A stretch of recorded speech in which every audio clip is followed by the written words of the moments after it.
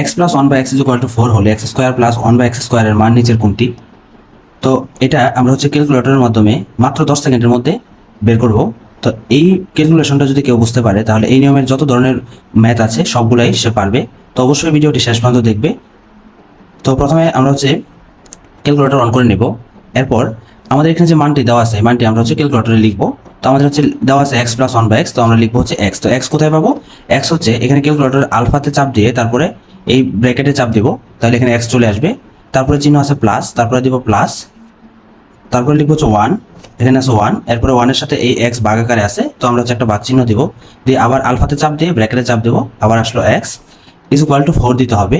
তো আমাদের এখানে ইজ ইকুয়াল টু কোথায় আছে? এই যে আলফা আছে, এই আলফাতে চাপ দিয়ে যদি আমরা এই ক্যালসিতে চাপ দিই তাহলে আমরা হচ্ছে ইকুয়াল পেয়ে যাব।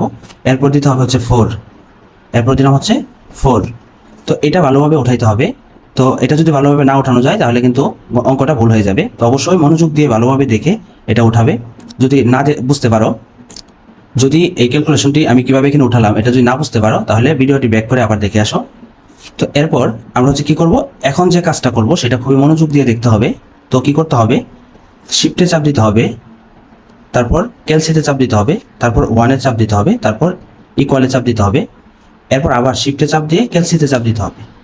তো এখন দেখো এক্সের একটা মান চলে আসছে এখানে। তো এই মানটি ব্যবহার করে আমরা হচ্ছে এখানে এই ক্যালকুলেশনটি করব। তো এই মান কীভাবে ব্যবহার করব? তো আমাদের হচ্ছে কি করতে হবে, এখন এটা উঠাইতে হবে। এটা আমাদের আর কোনো কাজ নেই, আমাদের শুধু এই অংশটুকু উঠাইতে হবে। তো আমরা কীভাবে উঠাবো?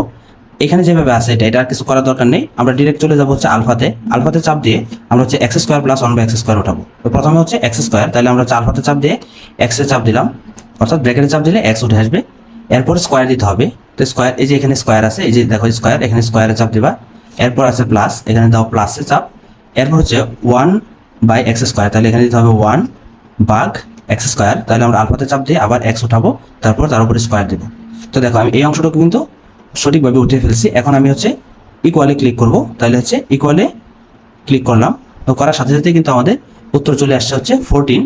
তো আমরা হচ্ছে এই x square plus one by x স্কোয়ারের মান পেয়ে গেছি। তাহলে x square plus one by x স্কোয়ারের মান হচ্ছে 14। দেখো এই গত উত্তর আছে।